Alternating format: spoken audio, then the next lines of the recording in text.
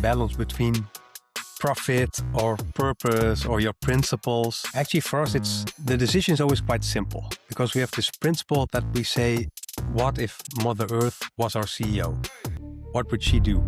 If you ask yourself that question, then it's very obvious actually, because she doesn't care about shareholders' value and money, of course. She wants to do other things. And she's pretty wise, okay? But then how do we manage that in our business? Difficult, okay? That doesn't mean it cannot be done. It means we haven't found out yet how we can do it. So let's see that as a starting point, but let's keep our principles high. We are really moving towards generating this awareness, or are we still surrounded by the well-called greenwashing? There's a lot of greenwashing still out there. What we try to do is really make a jump forward. Like, okay, but let's rethink the whole shoe, but also the whole business. Please grab a cup of coffee or tea, get comfortable, and enjoy this episode. Welcome to the Brilliantly Branded podcast. I really believe that business can be the force of positive impact. It's not just about the business, but the positive impact that we create around that. Of course, not perfect, not easy, but something very important is bringing this conscious part of the business. So today I want to explore that and what it really takes to build a brand that stands for something bigger than just the profit, a brand that is challenging all the systems, all the questions, habits that we all have when we are going to buy a product. And I want to invite our listeners to care more deeply about the present and the future of our planet. NOOCH is the brand that I invite today. It's a sustainable footwear brand that is built about plant-based, planet-safe principles.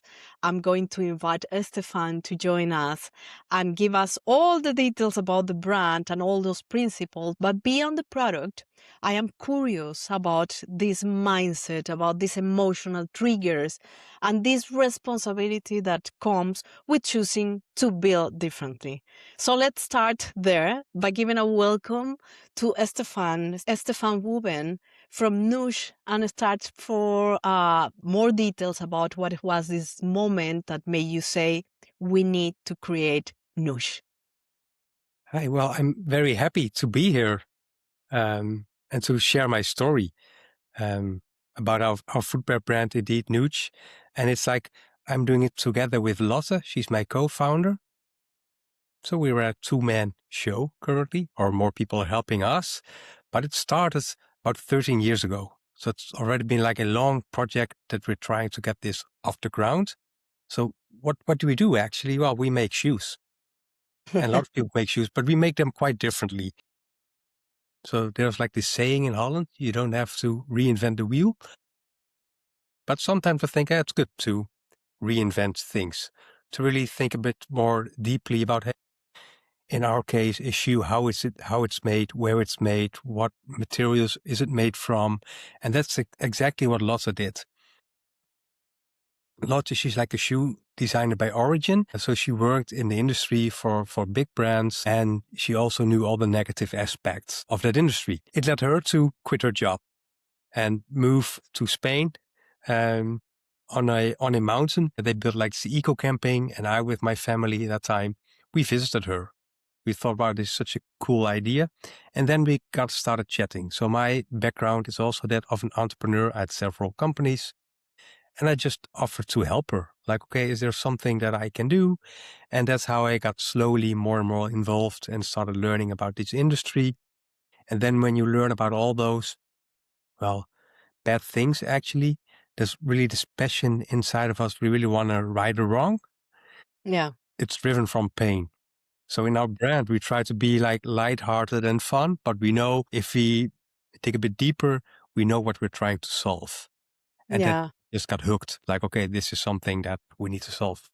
Yeah, I'm always very curious about that emotion, that specific emotion. You said a little bit, you name one, but I will love for you to really give a specific name and tell us a little bit of story of this emotion that was really driving you to make Yeah. that decision. We are going to leave everything, we are going to spend, and we are going to start Yeah. this journey. What was this emotion? Well, it's like a whole roller coaster of emotions that are happening at the same time. And when you learn about those things, because at first you feel like disgust, like how is this possible? I felt betrayed by the big brands. Like, hey, what is the stories that they are telling us? Why aren't they honest? So you feel like anger there as well. I also felt like this is so big. Oh my God, where do we even need to start? So also that glimmer hope, like, but wow, there are a lot of other people there. They're doing amazing things. And if we just try to do our best, join forces, hey, why not just give it a go? And then it feels like something much more deeper, something much more meaningful. So like there's a whole lot of emotions all coming together. But if it's zoom it out, for me, it's always, well, there's something wrong in the world and it's not individual's fault. It's more like a systemic thing, but someone needs to do something about it. And then, Yeah. well, why not try to help finding a solution? Yeah, that is great. And in fact, building this sustainable brand, of course, is already very inspiring. And what is really behind that, it is that needs to put all your efforts outside on all your mindset, your emotions, all those things. But for you, what have been this specific way that you get it in this balance to manage between this purpose and Yeah. the reasons why we established the business? What was that? Yeah, that's always interesting. And that balance between profit or purpose or your principles. Actually, for us, the decision is always quite simple because we have this principle that we say, what if Mother Earth was our CEO? What would she do? If you ask yourself that question, then it's very obvious actually, because she doesn't care about shareholders' value and money, of course. She wants to do other things. And Yeah. she's pretty wise. So we're always looking back, hey, what would Mother Earth do? And then we kind of know. Then we kind of know what is the right way forward. Of course, that offers a lot of complexities in, okay, but then how do we manage that in our business? But that's our job, to be creative and don't give up and find other solutions. So for me, that's always that starting point actually of like this creative endeavor as well. Yeah. Difficult, okay, that doesn't mean it cannot be done. It means we haven't found out yet how we can do it. So let's see that as a starting point, but let's keep our principles high. Yeah, you're right. This is probably the most difficult moment Yeah. in moment of realization on how we can do that, especially when you look at the market today, that you are feeling, okay, we Yeah. are really moving towards generating this awareness, or are we still surrounded but we'll call it greenwashing? What do you think about that? Yeah, well, there's a lot of greenwashing still out there. And I I don't know if it's by purpose, I just don't know. But I think it's like a whole systemic thing. So I always try to zoom out. Hmm. Because there's a lot of, so if I look at greenwashing or if I see like other brands, they think, well, my shoe, there's like cactus leather inside it. Well, that's already a step forward. It's usually not 100%, not the whole shoe, but it is already a step. So in that sense, I think, well, at least we're making steps forward. What we try to do is really make a jump forward. Like, okay, but let's rethink the whole shoe, but also the whole business. So Yeah. I also looked a bit more, I zoomed out. So I think, okay, if we want to establish this, then probably the route of getting investors on board might not be the right way forward because there's pressure there. So can we rethink that game as well? Can we do it in a way that we have unlimited time to keep iterating? And can we find different solutions there as well? Or our distribution in shoes, usually it's like, hey, you order a lot of pairs from the factory, you put that in a warehouse, and then you start selling. So there's a lot of like 20% of products, they are never been sold. It's overstock. So we flipped it. We thought like, what if that kind of model that we have in crowdfunding, what if that is permanent? What if we only do made on demand? So you win there as well. So if you start thinking not only the product, but the whole ecosystem, hey, then usually there are creative ways. There are always solutions out there. Yeah, I see this is the way that you are marketing your product, right? I mean, just Yeah. by demand, people can really buy your product just when they need, Yeah. if I understood well. Yeah. Yeah. And we have like 2 times per year that we sell shoes and 2 times per year that we deliver shoes, like in Oh, that is spring and in autumn. So it's much more seasonal. yeah, that is related with the consumer behavior in the sense that this is the time in which you are changing your wardrobe or something like that. Yeah. Well, when I was a kid, it was like that. Unfortunately, fashion have faster cycles. They don't care about the natural cycle anymore. So it's now much more pushed by influencers and brands and like that. But if you zoom out, yeah, we really like to work with this natural cycle. It kind of makes sense, right? That if you say, oh yeah, but your shoes, it's made out of plants. It's nice to know that in February, this plant grows and that eventually that will be made into your shoe. So we Yeah, try well, to that is make that interesting. connection as well. Yeah. Yeah, exactly. I see that you protect your values when you wanted to grow with a different way, using a different kind of marketing, keeping in mind all those things. And I'm wondering how you manage this financial pressure Yeah. that, there is actually pushing from one side.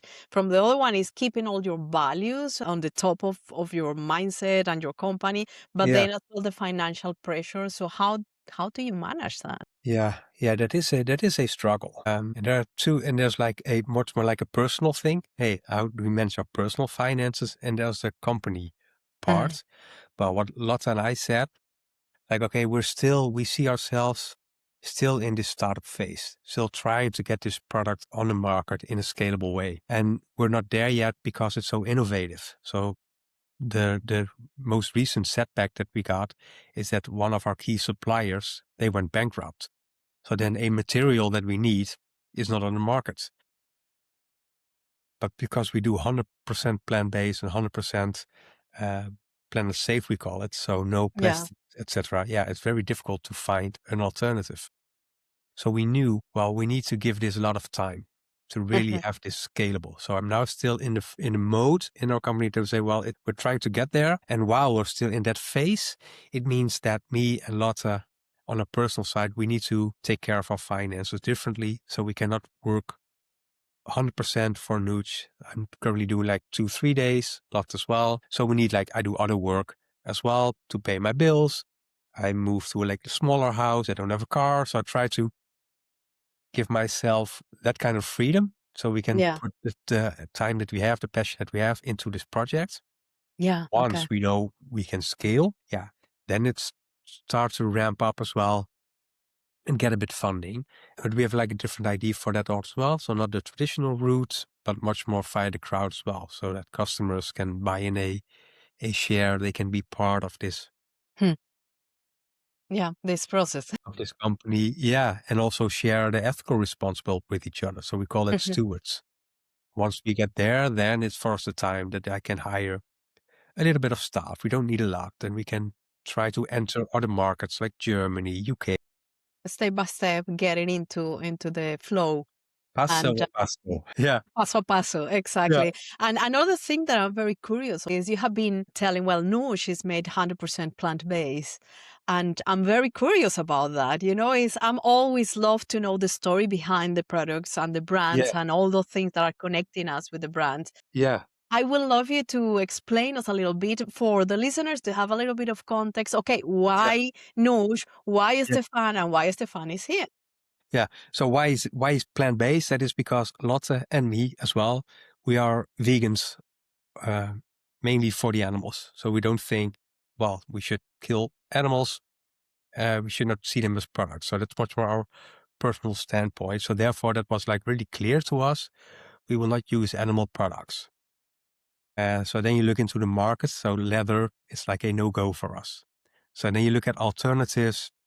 Then you end up in a world of plastics. We thought, well, that's also not so nice. So let's try to push a bit further and see what's out there in the world of bio-based materials.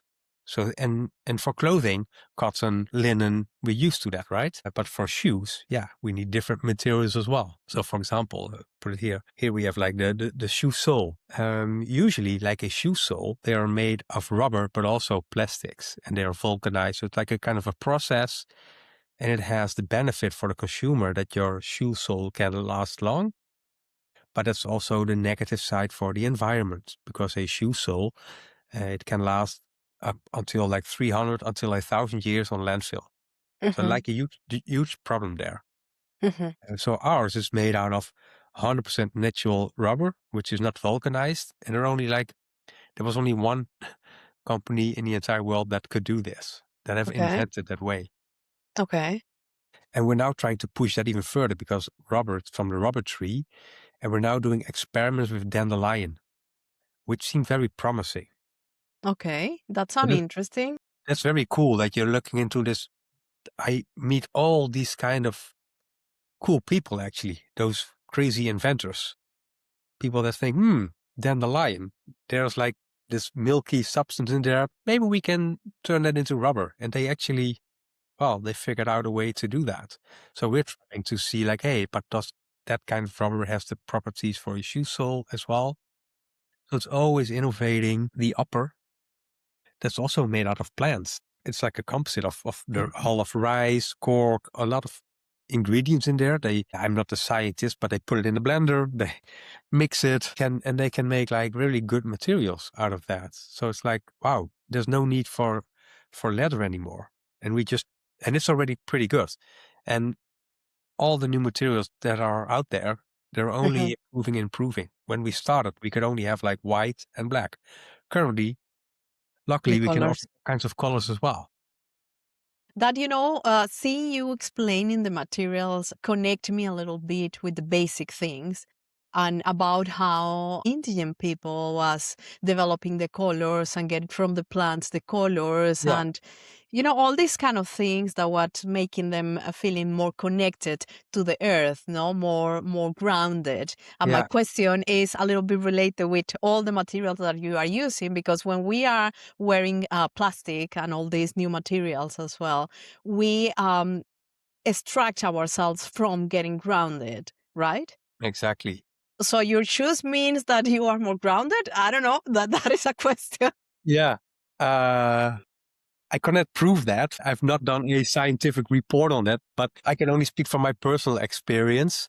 Yeah, I feel way much better if I make every step. Just the idea that if I wear conventional shoes, then I'm leaving this trace of microplastics.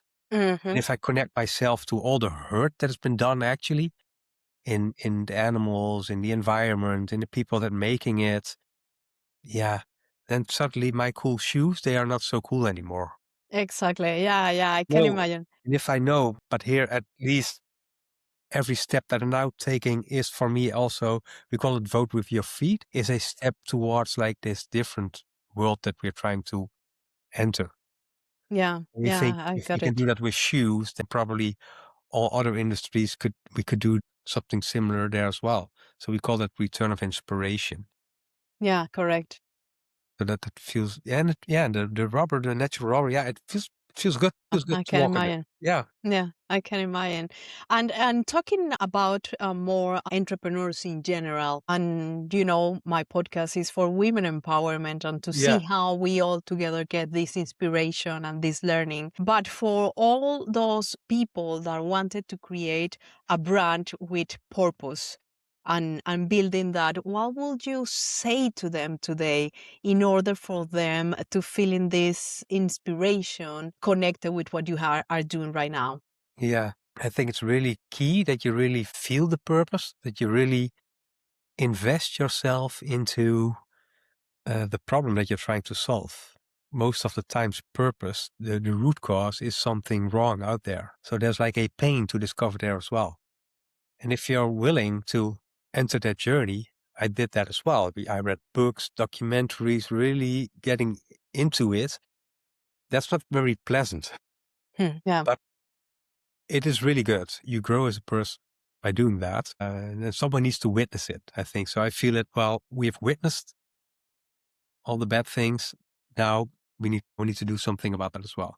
So I think really throw yourself out there, be a bit naive. That's, I think, very good in this entrepreneurial journey, to not know everything up front, but really with this curiosity and with your open heart, throw yourself into that purpose. And then I think that's what happened to us as well. Because you spend so much, you put so much of yourself in it, it will be noticed. Other people will know it. It's, I don't know how it works, but there's some kind of law in university that suddenly there's this innovation, or suddenly that person Yeah, yeah, comes. I agree Yeah, with you 100%. It's the invisible brand at the end. That is the energy that you put behind all the things that you are doing. And this is clearly people are perceiving that. And I believe in that, have been believing in that always.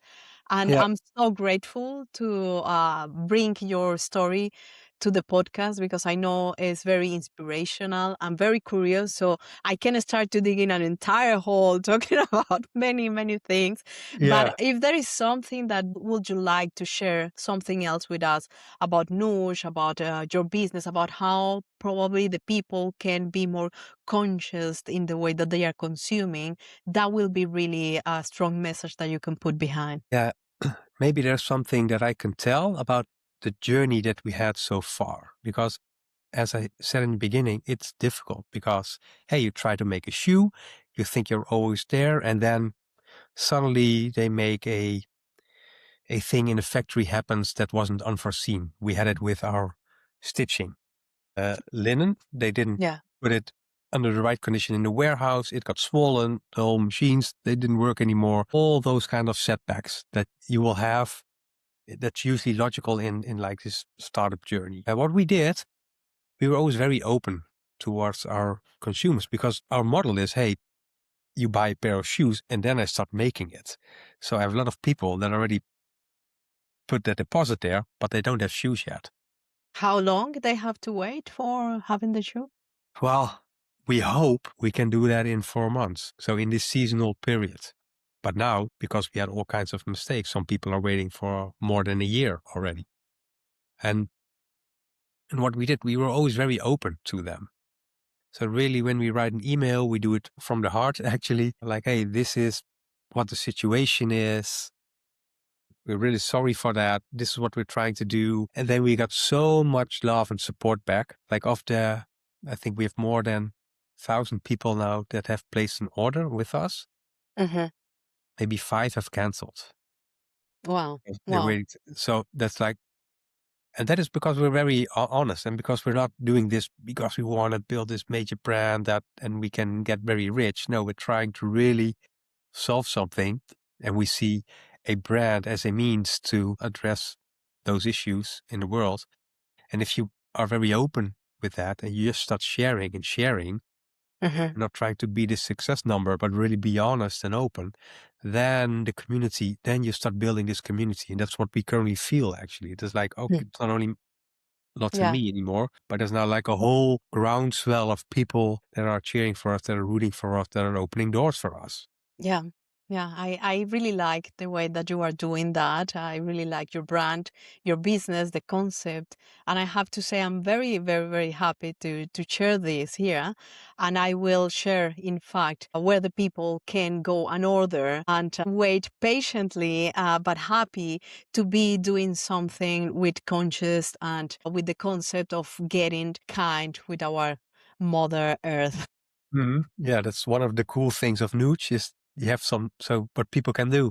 You can put yourself on the waiting list. Once we start producing, that's actually cool, because usually if you buy a pair of shoes, well, you order them, you have them the same day, or you go to the shop. But here, Yeah. you wait. Yeah. And that kind of time that you have, that helps us building that story or Mhm. delivering that story to you as well. Okay. Really Excellent. to build that consciousness and that awareness. It's a very good way Time. to do that. Yeah. Yeah, exactly. Take time for things. That's good. Yeah, yeah, exactly. Good things takes time. It is not Exactly. from one day to the other, even if the delivery is today is like that. And the Exactly. immediate things that we have today, you are doing things differently that have a lot of value. And congratulations. I really like what you are doing. Yeah, thank you for this interview. No, well, a pleasure. And thank you for being here in the Brilliantly Branded podcast. Yeah. Your story is your brand, and your brand is a seed for a better world. Every conversation you heard today came from someone who showed up to share honestly and trusted that their experience could help someone else. That someone is probably you. Now it is your turn to pass it on. Please share this episode with one woman who needs it.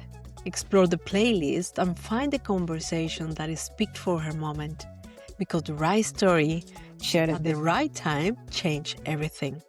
And every time this community grows, it reaches farther than you can imagine. The proceeds from our brilliantly branded live events go directly to children's education through Seeds for a Better World, the association we founded so that impact never stops. So please explore the playlist, and if you know a voice that deserves to be heard here, please send them my way. Until the next episode, ciao ciao!